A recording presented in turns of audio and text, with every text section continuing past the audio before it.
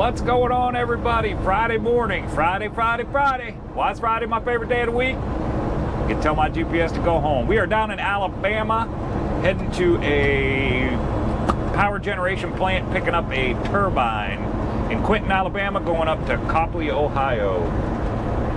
We're, looks like we're about 4, 5, 6, maybe 7 miles out. So I'm gonna go get this done, and I can tell my GPS to go home. So talk to y'all in a bit.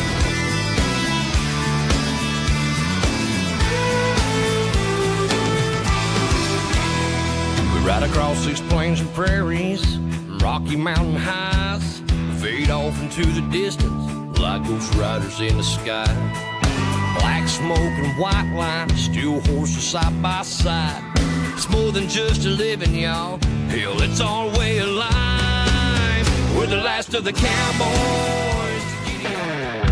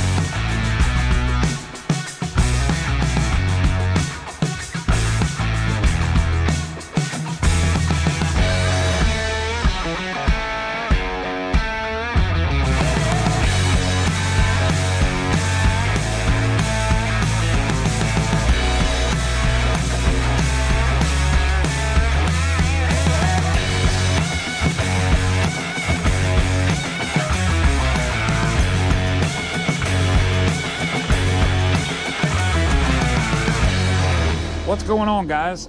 Monday morning, we are at the shop. I brought the truck into the shop Friday night, dropped it off here, took one of the pickup trucks home, and we are back here this morning. And I just was thinking about it over the weekend, and this load out here is a great load to show everybody. Those of you that don't know or that are new to Open Deck, this is a great load to show you all the different types, all the different things you got to worry about when you're securing a load, things you got to think about. So let's go out and I'll show you that real quick. And while Ghost is warming up, and we did our pre-trip, checked our lights and tires, checked our fluids, got everything ready to go, got her fired up, and she is warming up right now. So while Ghost is warming up, let's go out and I'll show you this load and show you what I'm talking about.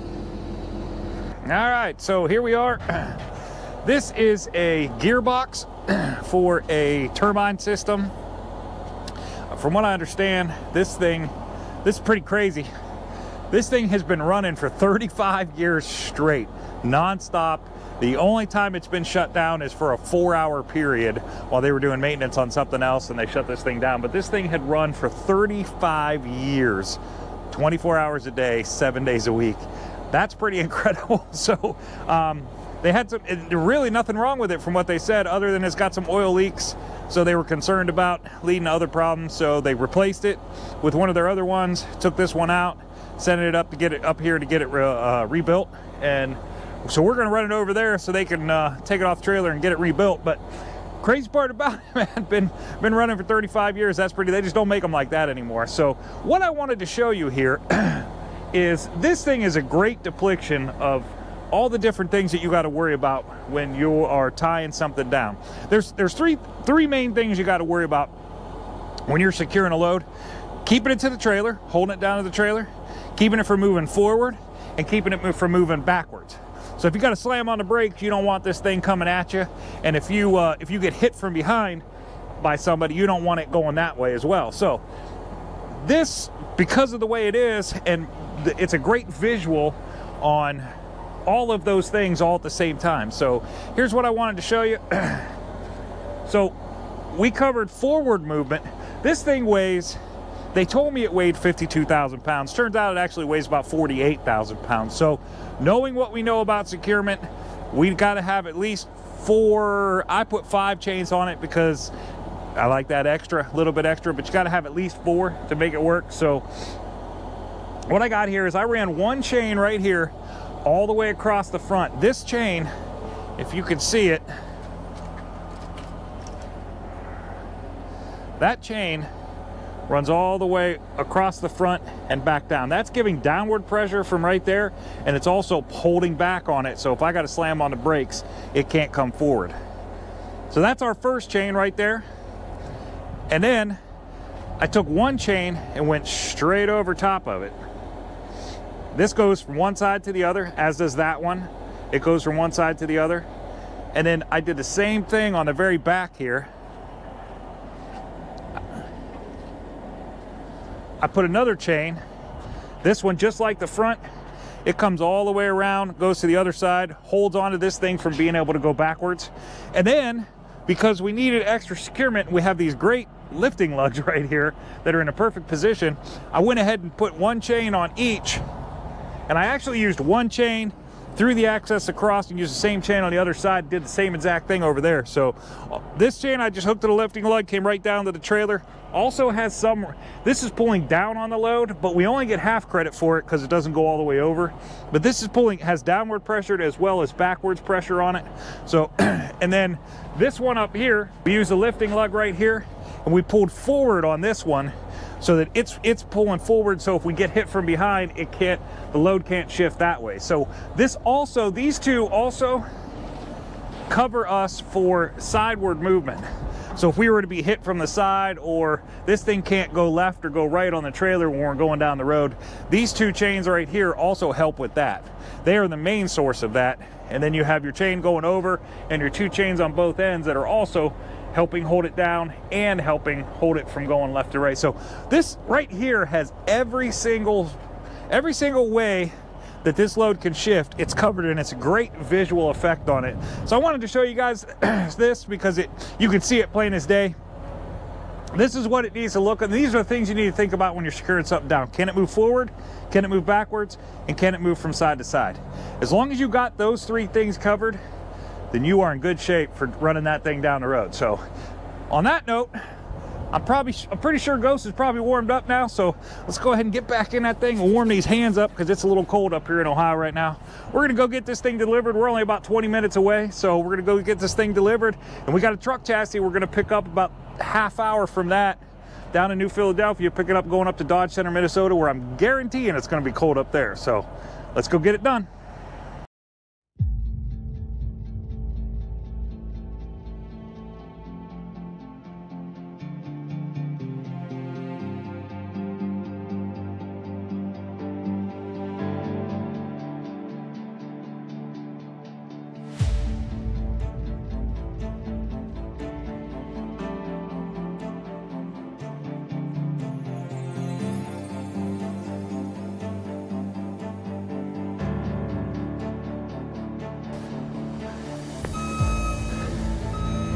All right, so here we are in New Philly, Ohio. We're gonna load a truck chassis going up to Dodge Center, Minnesota.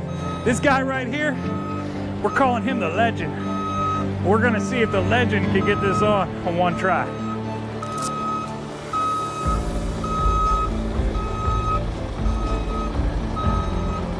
Oh, he's looking good so far. Better hammer on it. Look at that.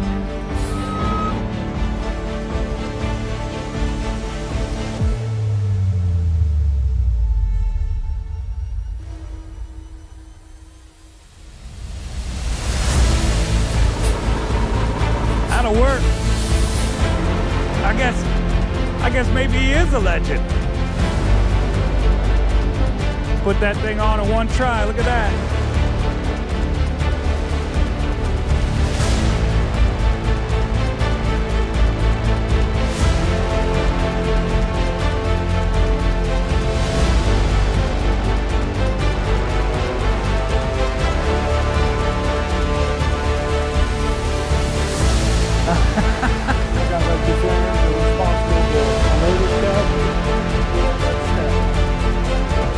The old stack.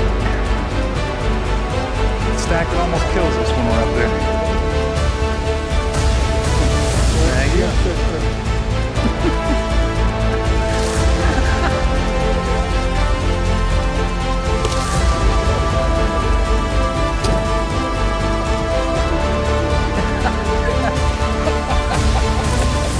He doesn't know that the mic's right here, and we can hear all this. We got him drinking coffee like just like the other day. So it was Right. like he's like a kid on he's like a kid on so he's like a kid on sugar, like just finding sugar like for the first time. I didn't see that mic on. It's a beautiful edit button, though. He goes the other day he's like, yeah, what's that coffee? I don't have a cup of coffee. Next thing you know, he's like, you take some coffee? He's like, Dude, my daughter. Drinking coffee, what, 2 weeks ago? I'm telling you what. I went out and bought me a fucking Curie. I bought me fucking 170 pods. Yeah, he's probably down to 7. Yeah, not quite. I drink coffee all day, every day. Like, I drink it on the way to bed. I'll drink and clear up about noon, and I'll wing myself I off. drink it all the way till I go to bed, man. He probably wouldn't sleep for days if Oh my he God, drank it at midnight. I would. I'll be up all night. I'm on my 3rd cup right now. He's like that kid that just found My daughter. Fun Dip whenever he was a kid. My daughter, when she's probably 14, 13, 14, she'd never made coffee before. She's like, Dad, can I make coffee? I said, yeah, go ahead. She's like, how do I do it? So I said, you know, it was a regular 12 cup, you know. Yeah. I said, just put the water in the back, fill up the coffee pot, put the water in the back, put a filter in, and then put the coffee in. I walked away. So I came back and got a cup of coffee and got one for Steph. Steph took, like, I sip my coffee, you know, because Right. I drink it all day long. She's like, whew, right? Chugs that shit down. I take one sip and I'm like, wow, woo, this is like turpentine. Holy crap. I said, how much grounds did you put in there, Melanie? She's like, well, I filled the filter up. And I'm like, holy shit. I looked over at Steph. She's like, boom, on the couch. I got her heart rate. It was like 310. Oh my God. Dude, she almost killed her mother. Her heart was like, that's okay, all right. Maybe I should have done a little better explaining this. Right. Securement on this thing, same thing I always do.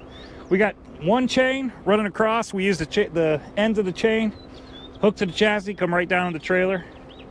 Half credit for both of these. This thing only weighs about 18,000 pounds. So we got one chain up front and essentially one chain in the back, which is more than enough for the 18,000 pounds that the thing weighs. So let's go check out the back. All right, so on the back, we did it a little bit different than we normally do. Normally, I would go down to the axles and grab a hold of the axle, which is below the suspension. You've heard me talk about that on the channel a few times.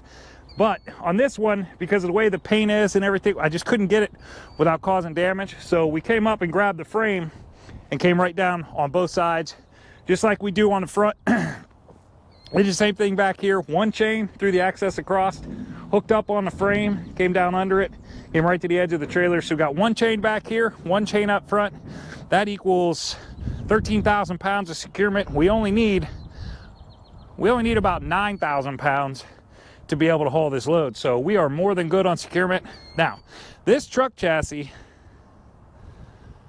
I got a tire cupping real weird. I'm gonna have to get that looked at. And that tire right there.